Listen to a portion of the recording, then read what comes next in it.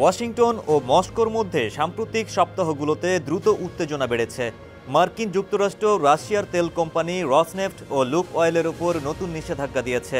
অন্যদিকে ক্রেমলিন পরীক্ষা করেছে তাদের নতুন পারমাণবিক শক্তিচালিত বুড়োভেস্টনিক ক্রুজ ক্ষেপণাস্ত্র এবং Poseidon under water drone.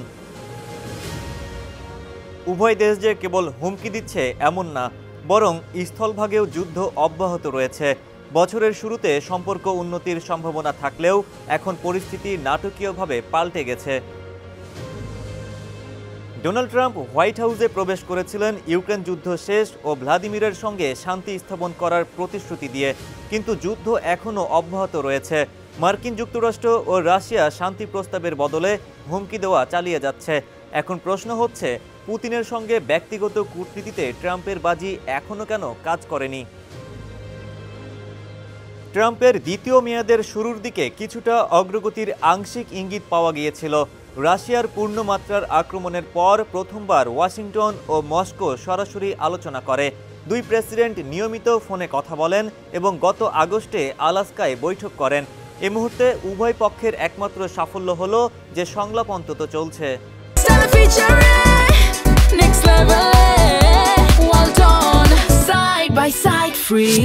Trump ব্যক্তিগত সম্পর্কের ওপরই বেশি ভরসা করেছেন। তিনি তার পুরনো নিউ ইয়র্ক রিয়েল এস্টেট ব্যবসায়িক ঘনিষ্ঠ বন্ধু স্টিভ উইটকফকে বিশেষ দূত হিসেবে পুতিনের সঙ্গে দেখা করার জন্য বেশ কয়েকবার পাঠিয়েছেন। প্রতিটি সফরের পর দুই পক্ষই জানায় তারা সমঝোতার কাছাকাছি চলে এসেছেন, কিন্তু পররাষ্ট্র নিয়ে যারা কাজ করেন সেসব মহলে উইটকফের কূটনৈতিক অভিজ্ঞতা নিয়ে সন্দেহ আছে। পুতিনের দিক থেকে ন্যূনতম প্রতিশ্রুতিও না পাওয়া ট্রাম্পকে বৈঠকের আয়োজক হিসেবে কঠিন অবস্থায় ফেলে। পর্দার আড়ালে কি হয়েছে তা দুই পক্ষই স্পষ্ট করেনি। ফিনান্সিয়াল টাইমস জানায়, ট্রাম্প ইউক্রেনে যুদ্ধবিরতির বিনিময়ে নিষেধাজ্ঞা শিথিল ও বাণিজ্য বাড়ানোর প্রস্তাব দেন। পুতিন তা সরাসরি প্রত্যাখ্যান করেন এবং ইউক্রেনের আত্মসমর্পণ ও পুরো দনবাসের নিয়ন্ত্রণ দাবি করেন এবং একটি ঐতিহাসিক বক্তৃতা দেন যা ট্রাম্পকে ক্ষুব্ধ করে। এখন প্রশ্ন, পুতিন আসলে কি চান? মস্কোতে রাশিয়ার সরকারি অবস্থান সাম্প্রতিক মাসগুলোতে খুব একটা বদলায়নি। যুদ্ধ শেষের পুতিনের শর্তগুলো হলো 5টি ইউক্রেনীয় অঞ্চলে রাশিয়ার সার্বভৌমত্ব স্বীকৃতি, ইউক্রেনের নিরপেক্ষ অবস্থান, ইউক্রেনীয় সেনাবাহিনী কমানো, রুশ ভাষার সাংবিধানিক সুরক্ষা ও পশ্চিমা নিষেধাজ্ঞা প্রত্যাহার। রাশিয়া বলছে একটি পূর্ণাঙ্গ রাজনৈতিক চুক্তির পরই যুদ্ধ থামবে। ওয়াশিংটন ও কিয়েভের কাছে এটি অগ্রহণযোগ্য। তাদের মতে আগে যুদ্ধবিরতি হতে হবে।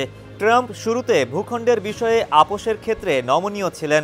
এপ্রিলেই তিনি বলেন ক্রিমিয়া রাশিয়ার মতোই থাকবে এবং তার দল 2014 সালে এ অঞ্চলের অধিগ্রহণের স্বীকৃতির সম্ভাবনাও পরখ করেছিল। অক্টোবরে ভলোদিমির জেলেনস্কির সঙ্গে বৈঠকেও ট্রাম্প অঞ্চল বিনিময় প্রস্তাব তোলেন বলে জানায় বার্তা সংস্থা রয়টার্স। ওই সময় রাশিয়াও কিছুটা নমনীয়তার ইঙ্গিত দিয়েছিল।